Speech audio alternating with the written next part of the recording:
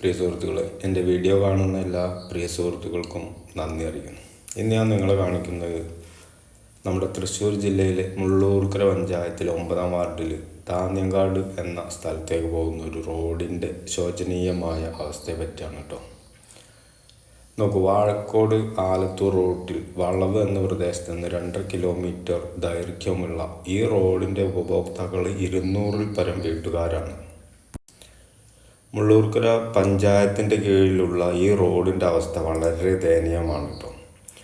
ചെറിയ രീതിയിൽ പൊട്ടിപ്പൊളിഞ്ഞ റോഡിൽ കേന്ദ്ര സർക്കാരിൻ്റെ ജലജീവൻ പദ്ധതിയുടെ ഭാഗമായി പൈപ്പ് ലൈനിന് വേണ്ടി ചാലെടുത്തോടുകൂടെ റോഡിൻ്റെ സ്ഥിതി വീണ്ടും അതീവ ഗുരുതരമായി. നമുക്കറിയാം, റോഡ് നന്നാക്കുന്ന അതോറിറ്റികൾ വളരെ കുറവാണ്. ഒന്നുകിൽ പഞ്ചായത്തോ അല്ലെങ്കിൽ PWD എന്നറിയപ്പെടുന്ന പൊതുമരാമത്ത് വകുപ്പോ ആണ് സാധാരണ റോഡുകൾ പണിയുന്നതും അറ്റകുറ്റപ്പണികളൊക്കെ ചെയ്യുന്നതും. എന്നാൽ റോഡ് പൊളിക്കുന്ന അതോറിറ്റികൾ വളരെ കൂടുതലാണ് നമ്മുടെ നാട്ടിൽ. നമ്മുടെ വാട്ടർ അതോറിറ്റി വന്ന് പൊളിക്കാം, കേരള ഇലക്ട്രിസിറ്റി വന്ന് പൊളിക്കാം, ടെലികമ്മ്യൂണിക്കേഷൻ്റെ തന്നെ പല വിഭാഗങ്ങളുണ്ട്, അവരൊന്ന് പൊളിക്കാം, ഗെയിൽ പൈപ്പ് ലൈൻ പദ്ധതിക്കാർ പൊളിക്കാം, അതുപോലെ തന്നെ ചെറുകിട കുടിവെള്ള പദ്ധതിക്കാർ പൊളിക്കാം. ഇതിൻ്റെ പുറമെയാണ് ഇപ്പോൾ നമ്മുടെ കേന്ദ്ര ഗവൺമെൻറ്റിൻ്റെ നേരിട്ടുള്ള ജലജീവൻ പദ്ധതിയും കൂടി ആയപ്പോൾ പിന്നെ ഒരു എണ്ണം കൂടി ഇവിടെ വർദ്ധിച്ചു. എന്നാൽ മുൻകാലങ്ങളിൽ PWD റോഡ് പണി കഴിഞ്ഞാൽ വാട്ടർ അതോറിറ്റി വന്ന് പൊളിച്ചു പോലൊക്കെ ആയിരുന്നു പതിവ്. എന്നാലിപ്പോൾ അതൊന്നും സർവ്വസാധാരണമായിട്ട് നടക്കുന്ന കാര്യമല്ല. പൊളിക്കണമെങ്കിൽ അതാത് അതോറിറ്റിയുടെ പെർമിഷൻ തന്നെ എടുക്കണം, അല്ലാതെ പൊളിക്കാൻ ഒരാൾക്ക് അവകാശമില്ല. ഏതൊരു റോഡിൻ്റെ എവിടെ പൊളിക്കുന്നു എന്നതനുസരിച്ചായിരിക്കും പെർമിഷൻ്റെ റേറ്റ്. ടാറ് കട്ട് ചെയ്യണോ, അതിന് പൈസ കൂടുതൽ കൊടുക്കേണ്ടി വരും. ഈ പൈസ വാങ്ങുന്നത് ആ റോഡിനെ പൂർവ്വസ്ഥിതിയിൽ പണി ചെയ്യിപ്പിക്കുക എന്ന ലക്ഷ്യത്തോടെയാണ്. അങ്ങനെ ഇരിക്കെ ഇവിടെ കേന്ദ്ര കുടിവെള്ള പദ്ധതിയുടെ ഭാഗമായി റോഡ് പൊളിച്ചെന്നിരിക്കട്ടെ, റോഡ് നന്നാക്കാനുള്ള ഫണ്ട് കേന്ദ്രം കൊടുത്തു കാണും. ഇനി ഫണ്ട് കൊടുത്തില്ലെങ്കിൽ റോഡ് പഴയതുപോലെ നന്നാക്കാനുള്ള കരാറെങ്കിലും ഉണ്ടായിരിക്കും. അങ്ങനെ ഇരിക്കെ ഈ റോഡിൻ്റെ ശോചനീയാവസ്ഥയുടെ കാരണം നമ്മുടെ പഞ്ചായത്തിൻ്റെ കെടുകാര്യസ്ഥത മാത്രമായിട്ട് കാണേണ്ടി വരും. ഈ കാര്യത്തിൽ നമ്മുടെ പഞ്ചായത്ത് ഭരണസമിതിയെയും അതോടൊപ്പം തന്നെ നമ്മുടെ പ്രതിപക്ഷത്തെയും ശക്തമായി തന്നെ വിമർശിക്കപ്പെടേണ്ടതുണ്ട്. ഭരണസമിതിയെ പറയുമ്പോൾ ഒരുപക്ഷെ പ്രതിപക്ഷത്തിരിക്കുന്നവർ ചിരിച്ചിരിക്കും. പക്ഷെ ഇത്തരം കാര്യങ്ങളിൽ ഭരണപക്ഷത്തിൻ്റെ വീഴ്ചയെ പരിഹരിക്കാനുള്ള ആർജവം കാണിക്കേണ്ടത് പ്രതിപക്ഷത്തിരിക്കുന്നവരാണ്. ജനാധിപത്യം അതിൻ്റെ ശരിയായ ദിശയിൽ സഞ്ചരിക്കണമെങ്കിൽ പ്രതിപക്ഷം ശക്തരായി തുടരേണ്ടതുണ്ട്. എന്നാൽ ഇന്ന് നമ്മുടെ നാട്ടിൽ നടക്കുന്ന കാര്യങ്ങൾ എന്തൊക്കെയാണ്?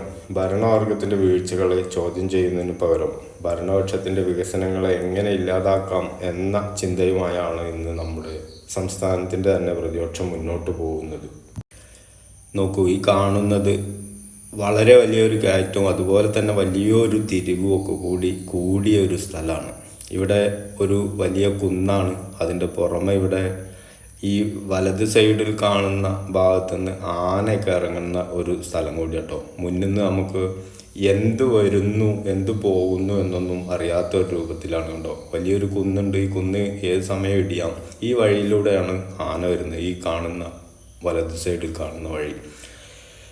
ഈ ഭാഗം ഇങ്ങനെ ഫോറസ്റ്റിൻ്റെ ഏരിയ ആണ്, പിന്നെ റബ്ബറാണ്. ഇത് നോക്കൂ, വലിയൊരു വളവും അതുപോലെ തന്നെ വലിയൊരു ഇറക്കവുമാണ്. ഈ വളവ് തിരിഞ്ഞു വരുന്ന വണ്ടിക്ക് മുന്നിൽ എന്താണെന്നൊന്നും കണ്ടുപിടിക്കാൻ യാതൊരു വഴിയുമില്ല. കാരണം കാണില്ല. ആന ഒരുപക്ഷെ ഈ വഴിയിലൊക്കെ വന്ന് നിന്നാൽ രാത്രി കാലങ്ങളിൽ ഒരിക്കലും ജനങ്ങൾ അറിയപ്പെടില്ല. അങ്ങനത്തെ ഒരു സിറ്റുവേഷനിലൂടെയാണ് ഇവിടെ കടന്നു പോകുന്നത് കേട്ടോ. വളരെ ദുഷ്കരമായ ഒരു കാഴ്ചയാണ്. ഈ റോഡ് നിങ്ങൾ നോക്കൂ, ഒരു ടാറിങ്ങിൻ്റെ ഒരു കറുപ്പ് കളറ് മാത്രമേ ഉള്ളൂ, അതല്ലാതെ മറ്റൊന്നും ഈ റോഡിൽ ഇപ്പം നിലവിലില്ല. വലിയ വലിയ കുഴികളാണ് കേട്ടോ. പകൽ സമയത്ത് പോലും ബൈക്കിലോ അല്ലെങ്കിൽ ഓട്ടോയിലോ അതല്ലെങ്കിൽ മറ്റു വണ്ടികളിലോ ഒന്നും സഞ്ചരിക്കാൻ പറ്റാത്ത ഒരു ഇടമായി മാറിയിരിക്കുകയാണ് ഈ റോഡ്.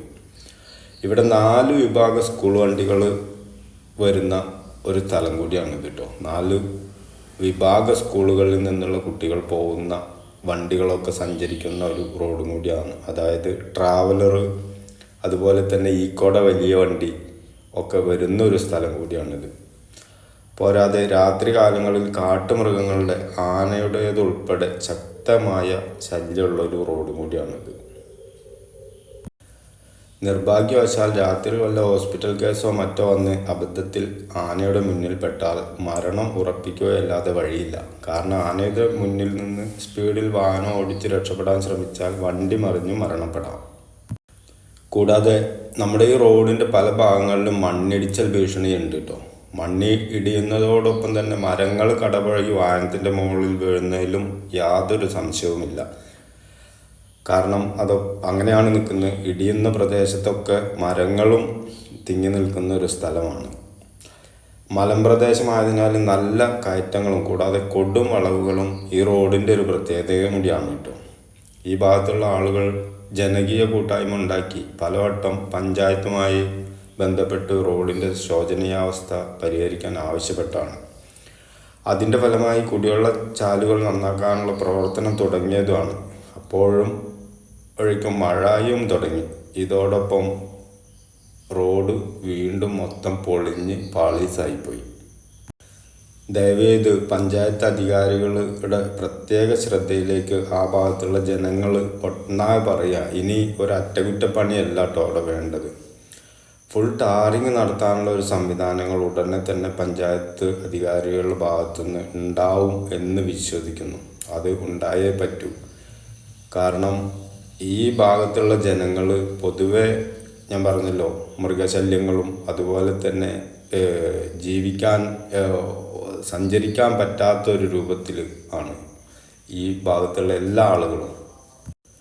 പ്രത്യേകിച്ച് പറഞ്ഞാലും അല്ല, കല്യാണ ടീം, പുറമെന്നുള്ള ആളുകൾ, ബന്ധുക്കാർ, ഇങ്ങനെയുള്ള ആളുകളൊക്കെ വരുമ്പോൾ തന്നെ നമുക്കൊക്കെ നാണക്കേട് ഉണ്ടാകുന്ന രൂപത്തിലാണ്. എന്താ ഈ റോഡ് ഇങ്ങനെ, എന്താണ് നിങ്ങൾ ഇവിടെ, ആരും ചോദ്യം ചെയ്യാൻ ആരുമില്ലേ എന്നൊക്കെ പറയുന്ന ഒരു നാണക്കേടിൻ്റെ അവസ്ഥ കൂടി ഞങ്ങളുടെ ആ ഭാഗങ്ങളിലുണ്ട്.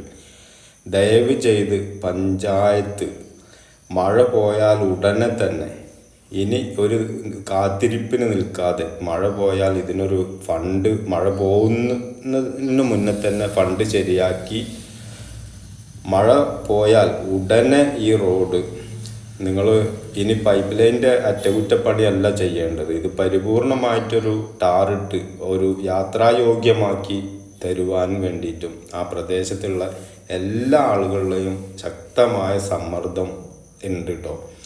അത് നിങ്ങൾക്കറിയാവുന്നതാണ്. പഞ്ചായത്തിൽ പല പ്രാവശ്യം വന്നിട്ട് പറഞ്ഞിട്ടുള്ളതും കൂടിയാണ്. അപ്പോൾ ആ കാര്യത്തിന് നിങ്ങൾ ഒന്ന് മുൻകൈ എടുത്ത് ചെയ്തില്ലെങ്കിൽ ഈ ഒരു പഞ്ചായത്ത് ഭരണസമിതിയെ വെറും ഒരു നോക്കുകുത്തിയായിട്ടാണ് നമുക്ക് കാണാൻ പറ്റുള്ളൂ. പുറമേയൊക്കെ നമുക്കറിയാം പല വികസനങ്ങളും പല സ്ഥലങ്ങളിലും പല വിധത്തിലും നടന്നിട്ടുണ്ട്. പക്ഷേ എന്തൊക്കെ വികസനങ്ങൾ എവിടെയൊക്കെ നടന്നിട്ടുണ്ട് എന്ന് പറഞ്ഞിട്ടും യാതൊരു കാര്യമില്ല കേട്ടോ. നമ്മുടെ അടിസ്ഥാന വിഷയങ്ങൾ, അടിസ്ഥാനപരമായിട്ടുള്ള കാര്യങ്ങളാണ് റോഡ്, വെള്ളം, വൈദ്യുതി. അതിൽ ഇത് റോഡ് എന്ന് പറയാൻ ഒരിക്കലും പറ്റില്ല.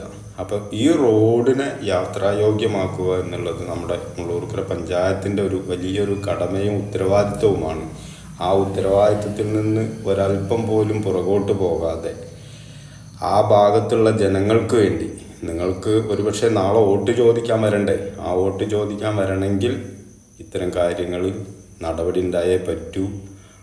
ഉടനെ തന്നെ അതിനു വേണ്ടി ഒരു നടപടി ഉണ്ടാകും എന്ന് വിശ്വസിച്ചുകൊണ്ട് നിർത്തുന്നു. പൊതുവെ എല്ലാവർക്കും അറിയാം, ഈ ഭാഗങ്ങളിൽ നമ്മുടെ പഞ്ചായത്തിൻ്റെ അധികാരികൾക്കൊക്കെ അറിയാം, ശക്തമായ വന്യമൃഗങ്ങളെ കൊണ്ട്, അതായത് പന്നി, കുരങ്ങൻ, അതുപോലെ തന്നെ മലയണ്ണാൻ, ഇത്തരം ജീവികളെ കൊണ്ട് പൊറുതി മുട്ടിയിരിക്കുകയാണ് ജനങ്ങൾ. അതിൻ്റെ പുറമെയാണ് പുതിയതായിട്ട് നമ്മുടെ ആന എന്ന് പറയുന്ന അതിഥി കൂടി ഇപ്പോൾ വന്നെത്തിയിട്ടുണ്ട്.